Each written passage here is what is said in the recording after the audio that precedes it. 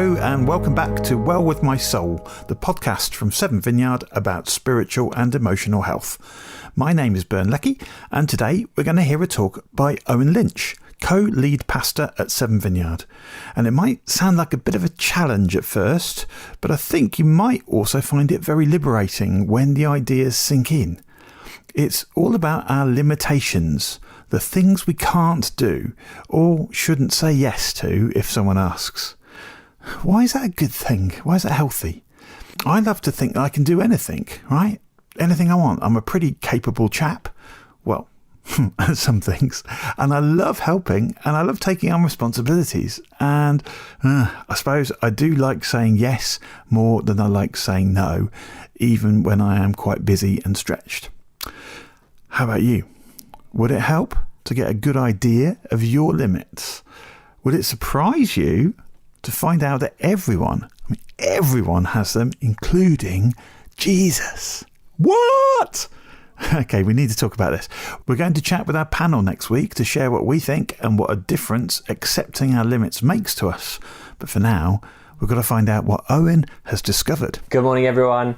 We are continuing our box set series called Emotionally Healthy Church, based on work done by one of my friends, Jay Pathak, who leads Mile High Vineyard in Colorado, and on the books by Pete Scazzero called Emotionally Focused, Emotionally Healthy. You can see that there. Now, the first episode we looked at the value of addressing our emotional health before we hit a crisis. Second episode, we looked at the influence of our family of origin on our emotional health. And underpinning this box set is our belief that our spiritual health cannot outpace our emotional health. Now, this talk I want to pivot to talking about our responsibilities and our limits. Let me tell you a fable from the Book of Fables by the Jewish rabbi Edwin Friedman. So there's a guy who gets the job of a lifetime. It's a vocation that he's always wanted. It's the life he's always wanted to have. But the job starts in a nearby village. So he starts his journey and he has to cross on his journey across a bridge which goes across a ravine with a river that's a raging torrent below. So he's walking along the bridge and he notices somebody coming towards him in the opposite direction. And as the guy gets closer, he notices that this guy looks just like him, and they were even dressed alike, except this guy has got a rope wrapped around his body in a series of loops. And it's a rope that, if it was just stretched out, it would reach a length probably of around about 30 feet. Now, just as the two men are about to pass each other on the bridge, the stranger says to him, "Pardon me, but would you be so kind as to hold this rope for me for a moment?" The man agreed without a thought and reached out and took it. "Thank you," said the stranger. Then he added, "2 hands now, and remember, hold tight." And at that point, the stranger climbed over the bridge and jumped over the side. All of a sudden, he feels the weight of the man on the rope, and he's dragged to the side and looks down and sees this man dangling in midair with the rope tied around his waist. And he shouts, What on earth are you doing?" "Just hold tight," the stranger yells. This is ridiculous, the man thought. He began trying to haul the other man in, yet it was just beyond his strength to bring him back to safety. Again, he looked over the edge and yelled, "Why did you do this?" "Remember," the other man said, "if you let go, I will be lost." "But I can't pull you up," the man cried. "I'm your responsibility now," said the other. "I didn't ask for that," yelled the man. "But if you let go, I'm lost," the stranger replied. The man began to look around himself for help. There was no one in sight, and he began to think about his predicament. Here he was, eagerly pursuing this new job, this new opportunity, this new life for himself, but now he was being sidetracked. Well, for who knows how long. "Maybe I can tie the rope off somewhere," he thought to himself. He examined the bridge, but there was nowhere to get rid of this newfound burden. So he looked over the edge and yelled to him again, "What do you want?" "Just your help," came the reply. "But how can I help? I cannot pull you in and there's no place to tie off the rope whilst I find someone else to help you." "Well, just keep hanging on," the man said. "That will be enough." Fearing that his arms were not going to hold out much longer, he tied the rope around his own waist. And he looked down and shouted to the guy, "Why did you do this? Don't you see what you've done? What possible purpose could you have in mind?" "Just remember," shouted the other man, "my life is in your hands now." Now the man was perplexed. He reasoned with himself, if I let go, then all my life I know I let this other man die. But if I stay, I risk losing my job and my dreams. Either way, this will haunt me forever. Finally, he devised a plan. "Climb back up by looping the rope around you." But the dangling man had no interest in this idea. "I don't think I can hold on much longer," warned the man on the bridge. "You must try," appealed the stranger. "If you fail, I will die." Now, are you starting to see the implications of this story? Have you ever felt like you are completely responsible for someone else? That they kind of put all their problems on you, that you have no idea how to get out of this kind of weird interaction and relationship, where their constant demands, where they put themselves in trouble or make mistakes, and somehow it's up to you to sort them out, to sort out the problems and manage them. And if you try to do anything to change it, then you've let them down. You know that kind of relationship, right?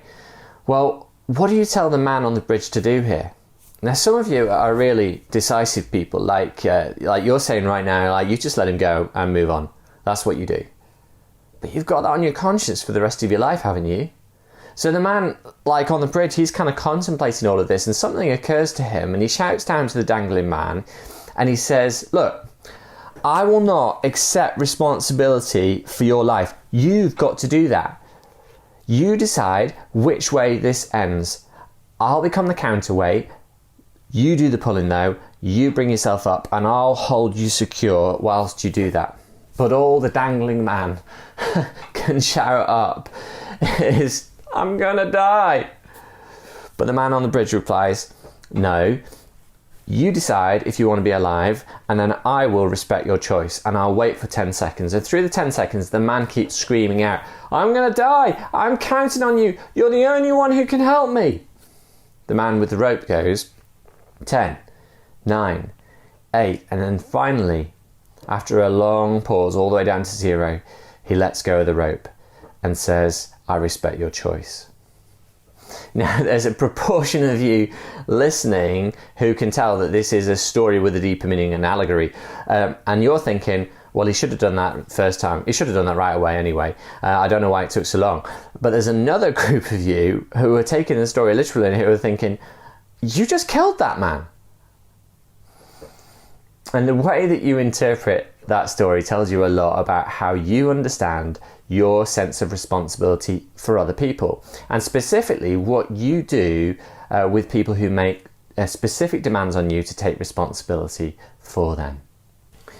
See, I am a pastor and a physiotherapist, and what that means is I am interacting with a lot of people in the midst of their pain. And to be honest, I think a lot of people who are pastors and therapists and social workers and the like choose that role because we like how we feel when we take care of people. But the reality is that people like that often take on too much responsibility for other people because they don't know their own limits and they end up burning out.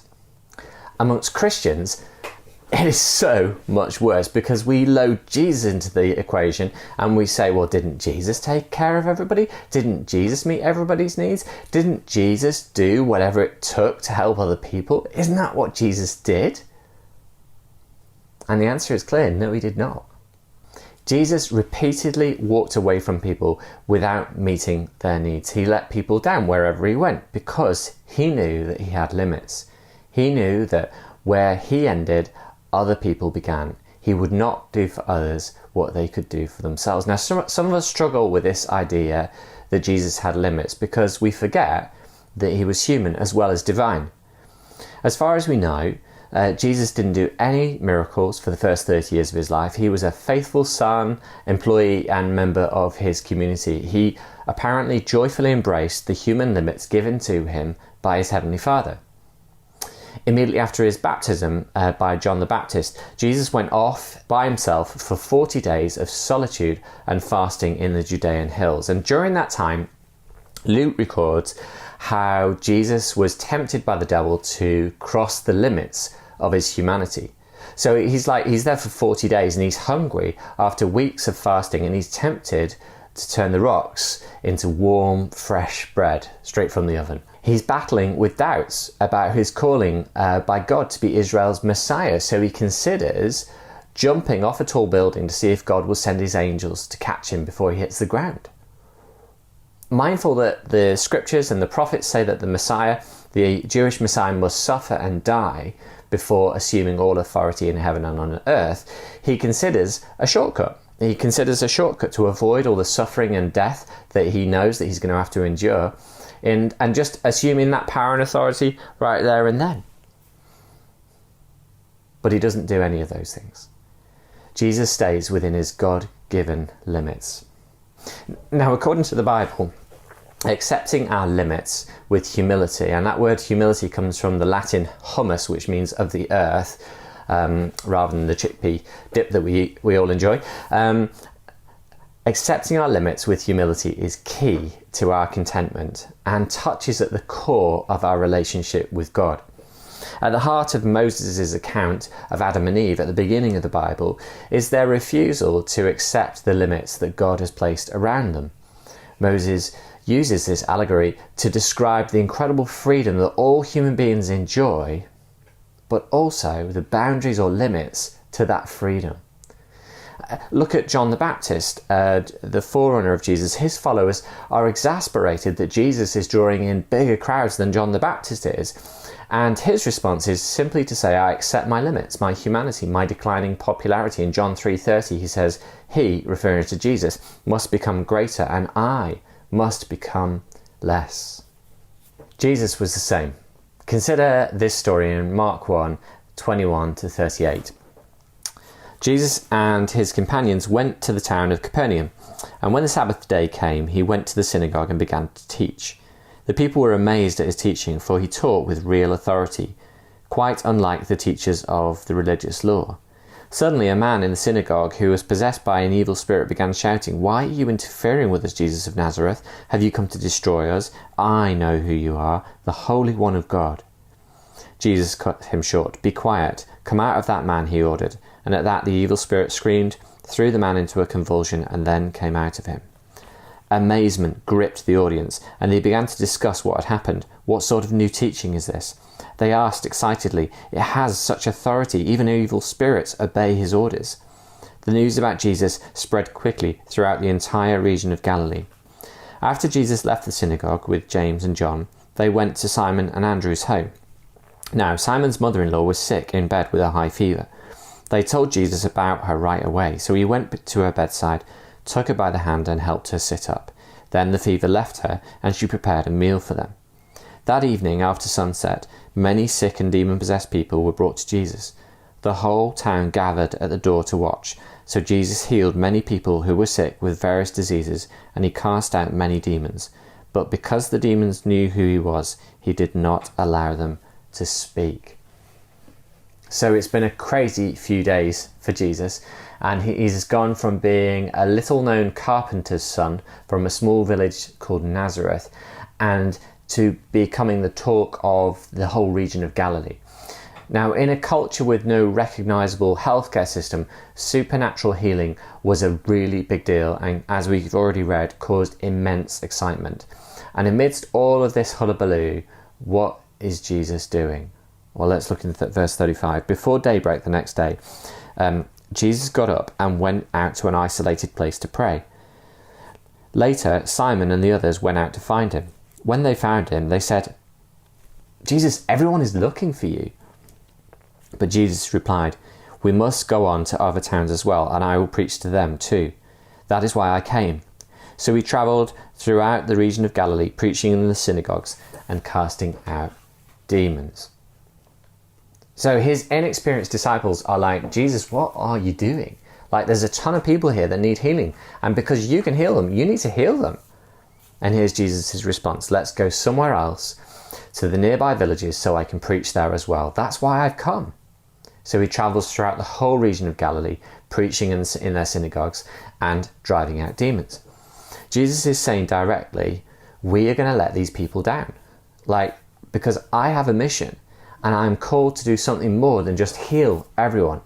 I wonder if you've ever thought or wondered, and I'm sure you probably have, why Jesus didn't spend his whole life just healing every sick person across the world. Wouldn't that be the most compassionate thing for him to do? Have you ever wondered why Jesus didn't set up the world's first instant healing health service? Well, he knew his limits. He knew what he had to do before he died.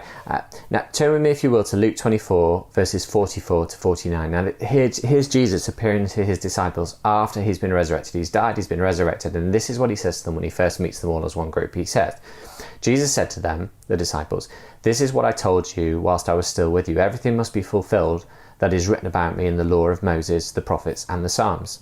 Then he opened their minds so that they could understand the scriptures. And he told them, "This is what was written. The Messiah will suffer and rise from the dead on the third day. And repentance for the forgiveness of sins will be preached in his name to all the nations, beginning in Jerusalem. You are witnesses to these things, and I'm going to send you what my Father has promised. But stay in the city until you've been clothed with power from on high." All very cryptic, all very strange. But what's clearly the case in that statement is that Jesus needed to fulfill everything that was written about him in the law, the law of Moses, the prophets, and the Psalms. So Jesus knew his limits. He knew that's what he had to fulfill, and he accepted that responsibility, and he completed his task. And this is why John, one of the people that records Jesus' life, records Jesus as saying this in John 17, verse 4, "I have brought you glory." This is Jesus praying to his Father. "I have brought you glory on earth by finishing the work that you gave me to do." And again, John records in chapter 19, verse 30, Jesus' last words before he died were this. 3 words. "It is finished." What's finished? The work that God gave him to do. So Jesus knew he had a very specific mission. He had limits. And if he gave himself to everything else that he could do, he wouldn't have fulfilled necessarily his mission. So Jesus is the perfect example of someone who knows their limits and lives their life to the fullness of those limits.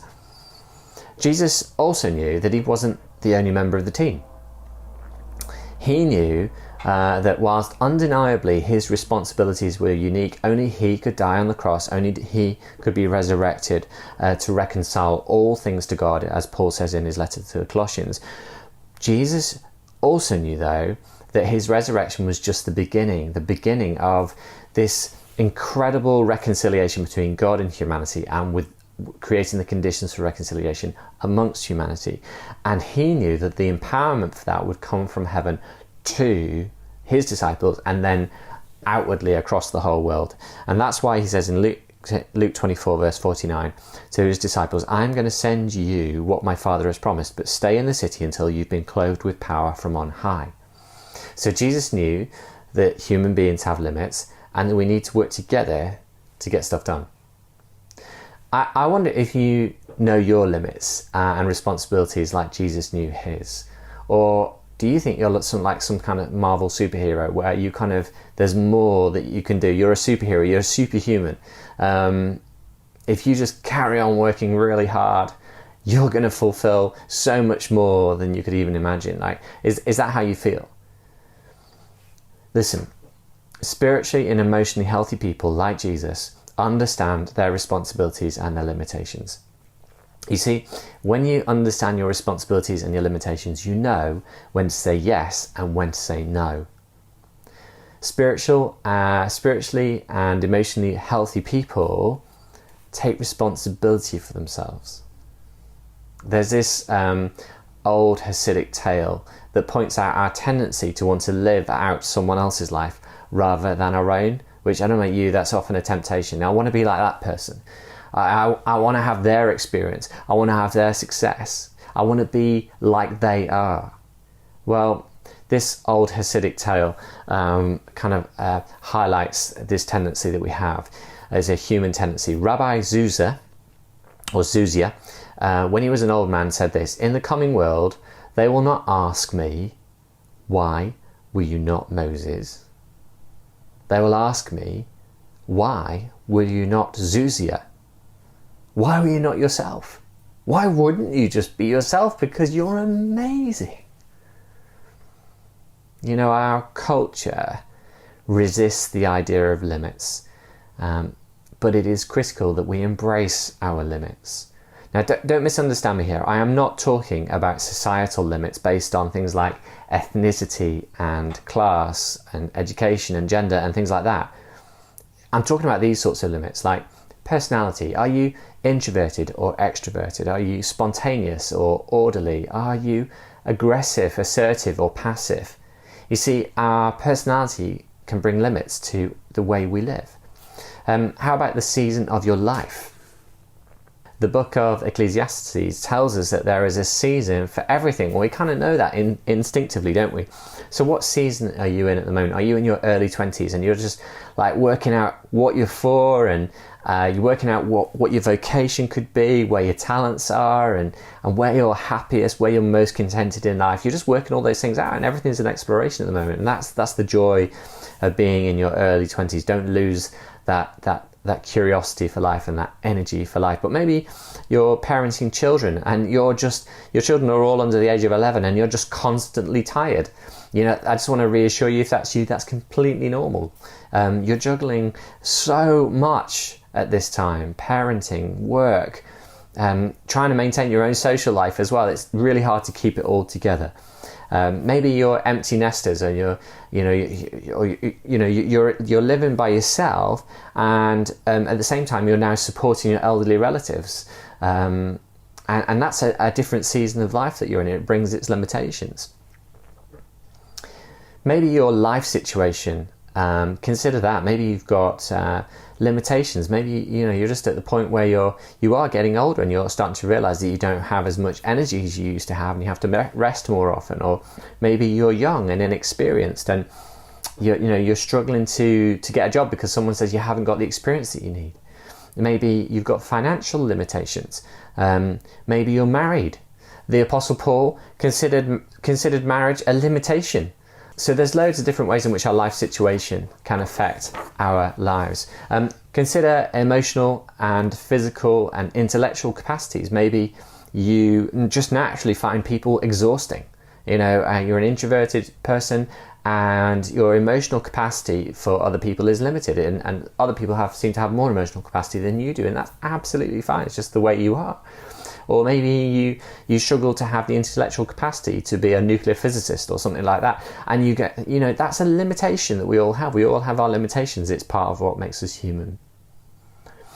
You may be limited by your scars and wounds from the past, and they limit you. Now, of course, God wants to turn those things upside down. He wants to heal you. He wants to release you from the negative impact of those wounds and experiences. There's absolutely no doubt about that. But those experiences do shape our lives, and sometimes they limit us. Many of us are scared to embrace our limitations, fearful that our lives will be limited by them.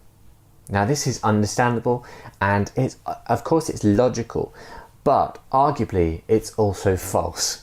Far from limiting us, embracing our limitations also enables us to take responsibility for what only we can take responsibility for.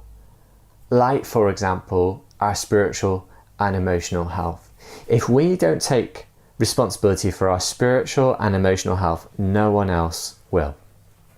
We have to learn to say yes to cultivating our spiritual and emotional health. As a pastor, I have people all the time telling me that they're just way too busy to do this. They don't have enough time to cultivate their emotional and spiritual health. But if there's one thing that the pandemic lockdowns over the last 12 months have taught us, is this, is that no matter how much time we have, we still find it hard to prioritize our emotional and our spiritual health. Now, admittedly, there are some people, for instance, who work in the NHS, perhaps working key worker roles, are actually teachers and the like, and delivery people. They've been busier than ever. But for a large proportion of the population, actually not traveling to work, not commuting, actually not busying ourselves with our social life, not going to the shops, has actually freed up a lot of time in our lives. And the reality is that even though we've had that extra time, we've not used it to invest in our spiritual and emotional life. We've not given some of that time to that. And if instead, if you're anything like me, you've filled it with other activities, but not spiritual and emotional health. Listen, only you and I can prioritize our spiritual and emotional health. And I want to say, as with Severn Vineyard, one of our highest priorities is spiritual and emotional health. And we commit to making as many resources available to you and to all of us to make it possible for you to invest in your spiritual and emotional health. Things like Emmanuel Prayer. If you haven't done that yet, just sign up for one. Emotionally focused. Join that pathway and start growing emotionally. The Gold Course. Box sets of talks like this one. Week in, week out, we're producing them. The Bible in a year. Endless worship sets, and that's just Severn Vineyard. There's a ton more on the internet, right, for you to access. More books than you could possibly ever read. As a church, we are a community of people living and working together, and of course there's lots of different sized types of groups and events that you can participate in. But ultimately, you can be part of that. You can be part of this church, but you can still not grow emotionally and spiritually. Why? Because you and I don't take responsibility for our own spiritual and emotional health. It's only when we take personal responsibility for our spiritual and emotional health that we'll grow. I'm a pastor. I find myself in the midst of working with pastors from all over the country. I have relationships with people going back 20, 30 years whose passion for Jesus is having an influence on me. I've read heaps of books. I've written loads of talks, but if I don't take personal responsibility for my emotional and spiritual health, then I will not become more mature emotionally and spiritually. It doesn't matter. I can be in the midst of it all and yet not engage with my stuff, with my story, with my health. So I want to encourage you to not be like the man dangling on the rope. I want to encourage you to take responsibility for your own spiritual and emotional health, for your own relationship with God. We will resource you, we will help you, we will support you, but you've got to say, I'm going to do it. I want to do it. And so if we don't embrace responsibility for that, we will be like the man dangling on the rope. But equally, if we don't take responsibility and embrace our limitations, then we will find ourselves like the man on the bridge holding on to someone else. Always taking responsibility for others, stepping outside of our remit, doing more than God ever intended us to, and then not having time for the things that are really important. So, why don't we pray together? And in our church time, this is where we would bring ourselves to God, and you might want to do that too. Next week on this podcast, our panel returns. We'll chat about our own limitations and how we feel about them, especially what's been healthy and not so healthy when we've taken on responsibilities, and what's really made a difference when we've tried doing this better. Hope you can join us for that. If you've got any questions or anything you'd like to share, email hello@severnvineyard.org. See you next week.